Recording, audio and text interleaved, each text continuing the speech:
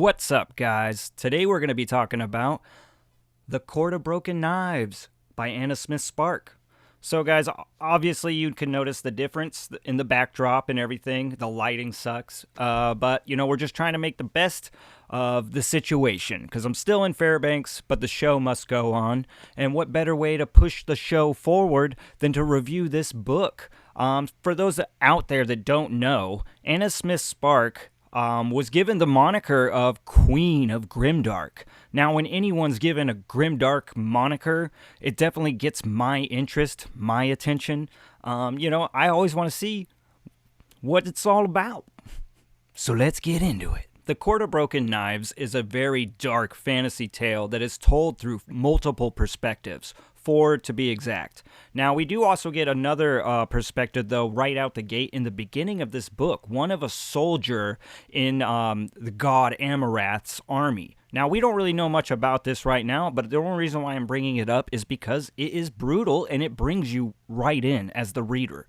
Some of this imagery and some of just what is going on is very dark and dastardly. And I have to say, I was already getting the good vibes. After this bloody introduction, we kind of cut into the story, where we will pick up with 2 of our characters that are perspective characters. This is going to be Tobias and Meredith. Tobias is the captain of this mercenary squad that is traveling through the desert. Their destination is the richest city in the Empire, known as Sorlost. The other perspective character is a member of Tobias's mercenary crew. He's basically the new recruit, and that is Meredith. Now, right away, we get a taste of Meredith, and we know that he is, he's troubled. He is a tormented, beautiful young man, and he seems out of place amongst these mercenaries. Now, the mercenaries' motivation is still unclear to the reader, but this is what's going to shine light on our next perspective character.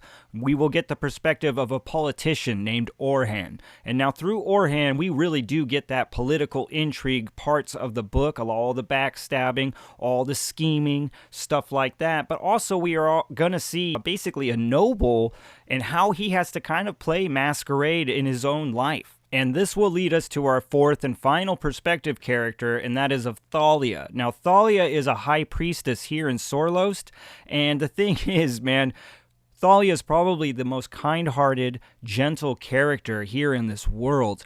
But the fact that, she is this high priestess, her faith and her duty to her religion, to the city of Sorlost and to the gods, really brings her down into the dastardly depths. As we push forward in the story, we will begin to kind of reveal that A Court of Broken Knives is not just a straightforward assassination tale. In fact, there's much more built underneath. And this is when we will begin to see our characters are forced to confront their pasts. Okay, so one of the first things I want to get into is Anna Smith Spark's writing style and her prose. Because one of the things that kind of definitely pushed me in this direction of this book, not just her grimdark moniker, but also I know that, R. Scott Baker had an influence on her. And so I kind of, obviously I'm a huge Baker fan, and I wanted to get into it because I thought it would be similar, but I would say it is not. It's not similar, but it's also something that's very unique in somebody's own. I don't really feel like I've read many stories like this that have this kind of imagery coming at you. Sometimes this story kind of reads like somebody turning the channel on the TV really fast. Sometimes it feels like she's stabbing you with the story, with some of these repetitive words, with the death, death, death. At times I really felt it, but I can also say that I think this will be one of the problems for other readers. I do think there are going to be plenty of people out there that want to devour this, kind of breath of fresh air. But then there's also going to be those people that will condemn it for just being jarring and confusing or just too edgy. Now, I kind of want to keep with that edginess because honestly, yes, I would say this is a fucking grimdark book.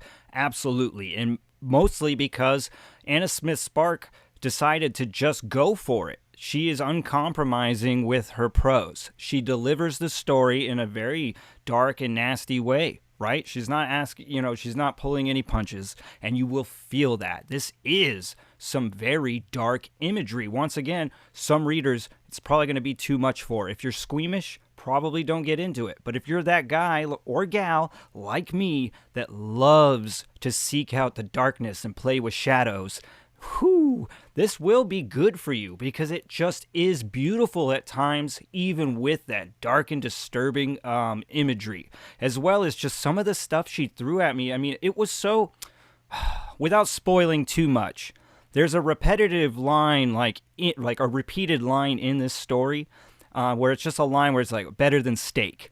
Now, I don't want to spoil anything for you, but once you read this book, you'll start to understand what I'm saying. Like, she uses this line, better than steak, in the most, like, just opportune times. And it's not like she's talking about steak, guys. I'm just saying, like, when she says that line, it's also in line with a fucking image that is just disturbing. And it's well done, in my opinion. But I do think it's going to ruffle some feathers. Okay, so the next thing I want to talk about is the book's pacing. I do think it's a fast-paced book, but I also think that it kind of has some snags in the pacing.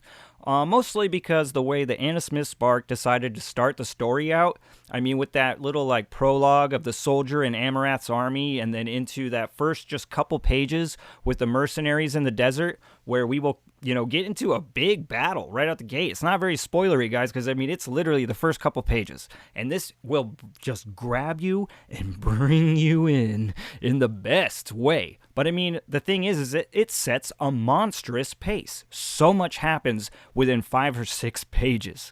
You know what I mean? But then you're going to get hit with the political intrigue, which will slow stuff down.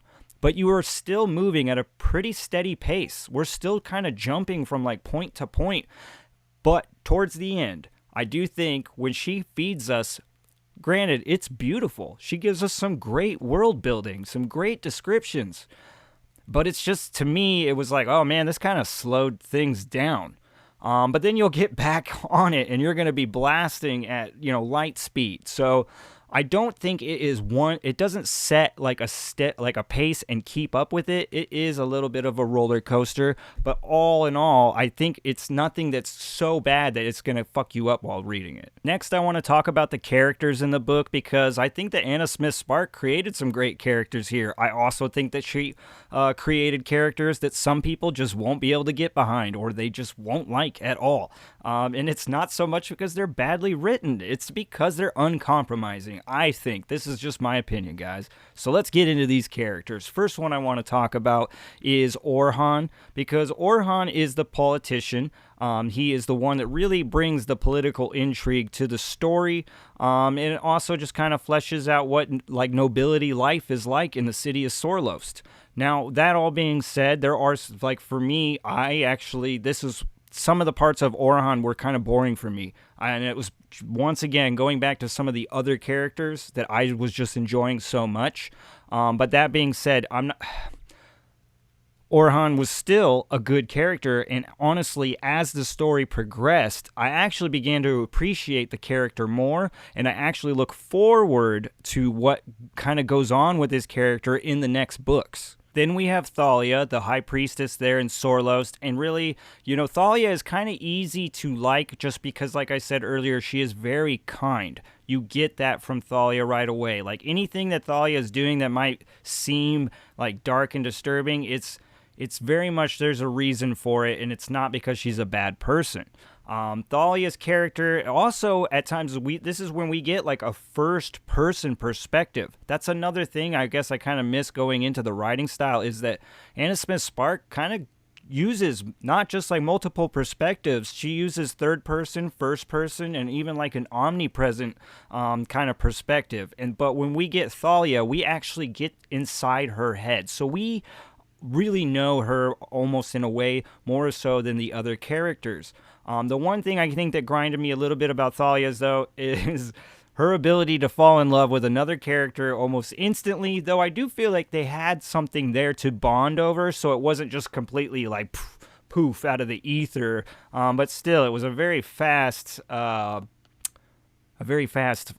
insta-love style kind of relationship.